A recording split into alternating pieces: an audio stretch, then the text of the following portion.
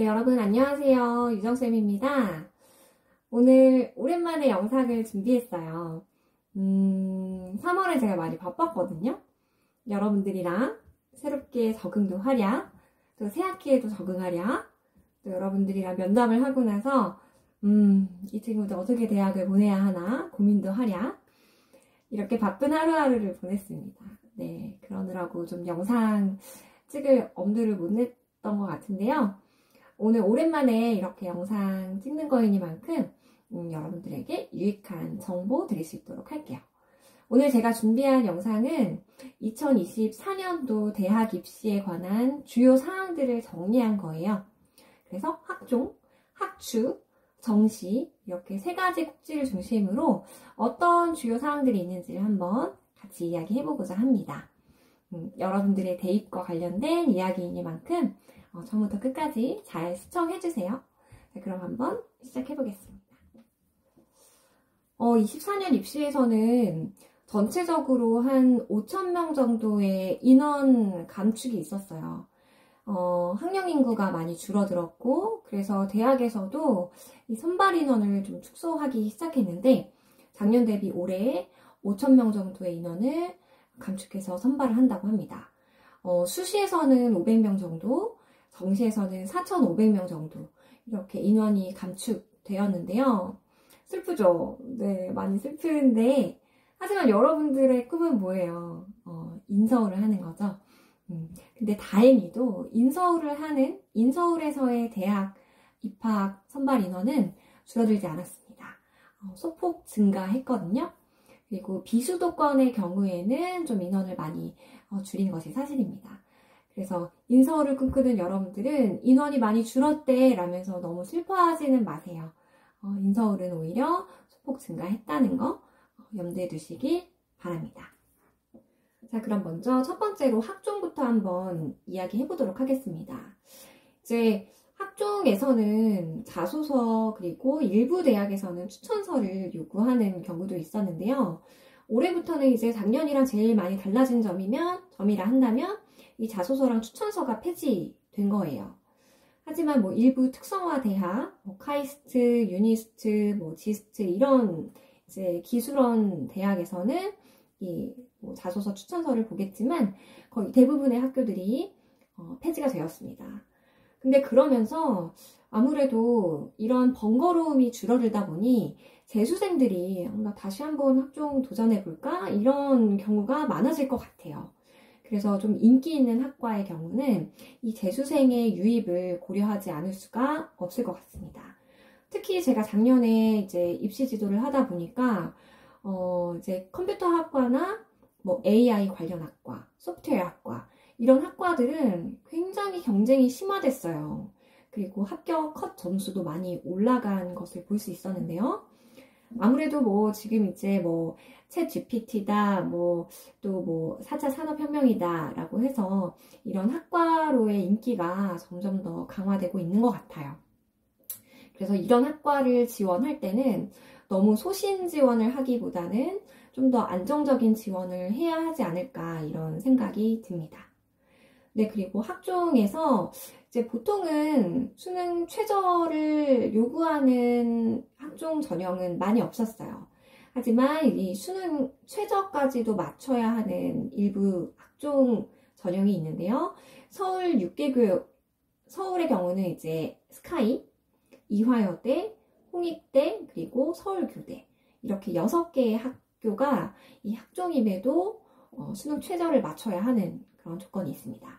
그리고 서울 이외의 지역의 경우는 가천대학교 의학학, 그리고 한국교원대, 전주교대, 춘천교대, 경북대, 포스대 이런 대학들이 학종임에도 최저를 본다는 거 이거 잘 기억해 주시고요. 그리고 학종하면 면접을 빼놓을 수가 없죠. 보통 서류 통과 후에 면접이 있거나 아니면 서류와 면접 점수의 합산을 통해서 학생들을 선발하게 되는데요. 이제 보통의 경우는 이제 제출한 생기부를 바탕으로 이 생기부 내용이 진짜 진실성이 있는지 그 진위 여부를 판단하는 비교적 평이한 면접인 경우가 대부분입니다. 하지만 이제 제시문 기반의 면접을 이루는 대학들이 있는데요. 어떤 대학이냐? 스카이, 서울교대, 포스텍, 카이스트, 지스트, 디지스트, 켄텍. 이런 대학들은요, 제시문 기반의 면접을 보게 됩니다. 이 제시문 기반이라 하면 어떤 제시문을 주고요, 그에 대한 이제 학생의 의견을 묻거나 아니면 이 부분을 해석해봐라. 이 부분에 대한 뭐 과학적인 지식을 묻는다거나 그런 경우들이 대부분입니다. 즉, 뭐 사고력을 평가하거나 이공계열의 경우는 뭐 수학이나 과학에 대한 지식을 평가하는 그런 문항이라고 생각하시면 되는데요. 그래서 본인이 지원하는 대학이 어떤 면접을 준비해야 되는지도 한번 잘 생각해 보시길 바랍니다. 근데 면접을 지금부터 너무 고민하실 필요는 없어요. 이제 학종 친구들은 일단 상반기에는 최대한 학교 생활 열심히, 그리고 성적을 최대한 많이 올려놓고요. 그리고 2학기에 준비해도 충분히 늦지 않으니까요. 그때 가서 이제 본인의 지원 전형에 따라서 준비를 잘 해주시면 되겠습니다. 자, 그럼 다음으로 학추 전형에 대해서 한번 이야기해 보도록 할 거예요. 보통 이 학추라고 하면 교과 전형이 학추 전형이다 라고 생각을 하는 경우가 많은데요.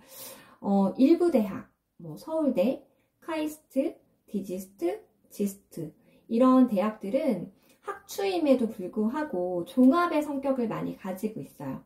그래서 학생부에 있는 서류, 정성평가를 이룬다고 할 수 있는데요. 이런 대학들을 제외하고 나머지 대학의 경우는 학추 전형이 교과 전형이다 라고 생각을 하시면 되겠습니다. 그런데 이 이제 학추 전형이라 하면 이제 대학에서 선발을 하는 인원이 있고 고교에 이만큼의 인원을 선발해줘 라고 가이드라인을 주면 이제 고교에서 고교 나름의 평가 기준을 가지고서 학생을 그 인원수에 맞게끔 선발을 하게 되죠. 근데 이제 이 고교마다 선발을 하는 기준은 다르죠. 근데 대부분이 이제 성취도가 높느냐, 혹은 봉사활동을 성실하게 수행했느냐, 아니면 특별하게 뭐 리더십, 뭐 내가 이 학교의 반장, 학급의 반장, 부반장을 했느냐, 동아리 회장을 했느냐, 이런 부분도 이제 고려를 하는 경우가 있습니다.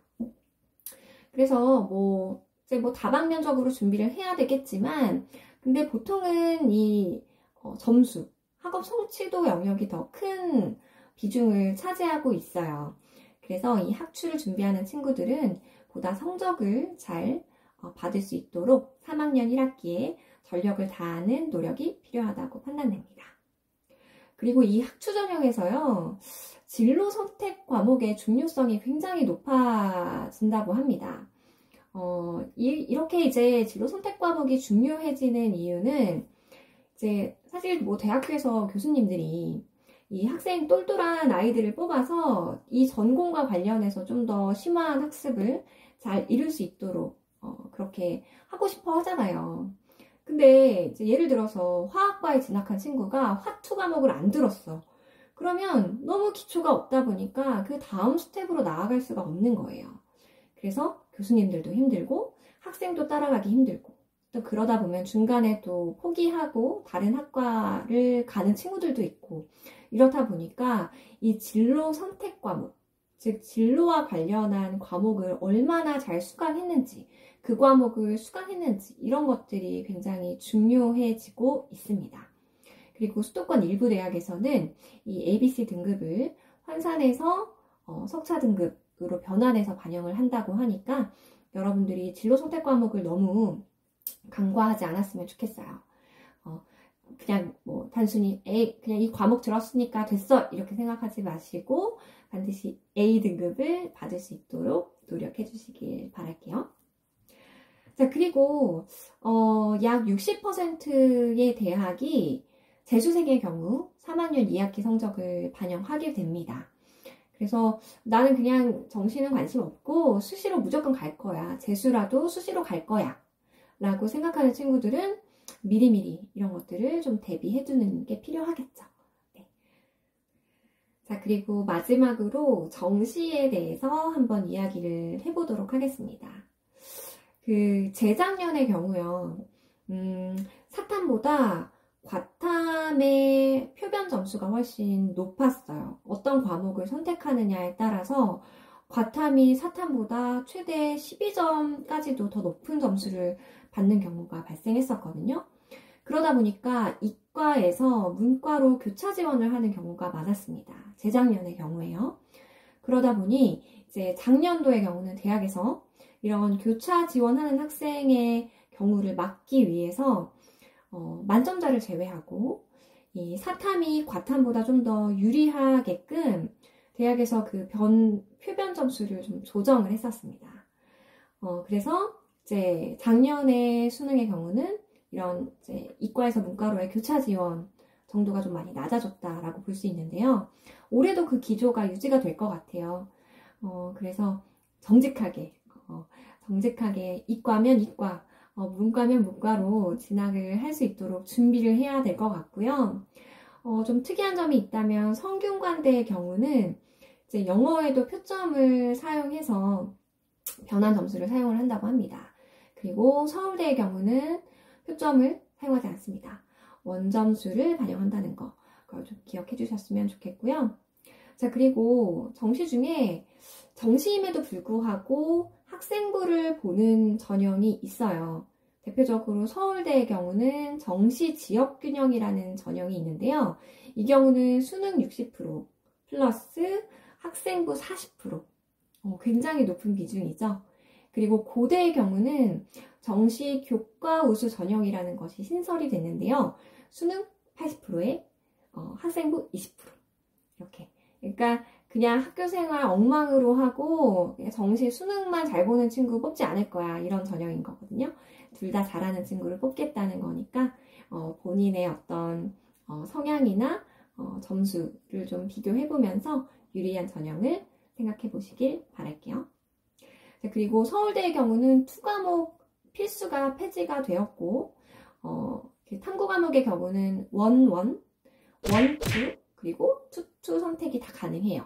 하지만 2과목에서 만약 이공계다 했을 때는 물리 또는 화학은 반드시 선택을 해야 한다는 점 기억해 주시길 바랄게요.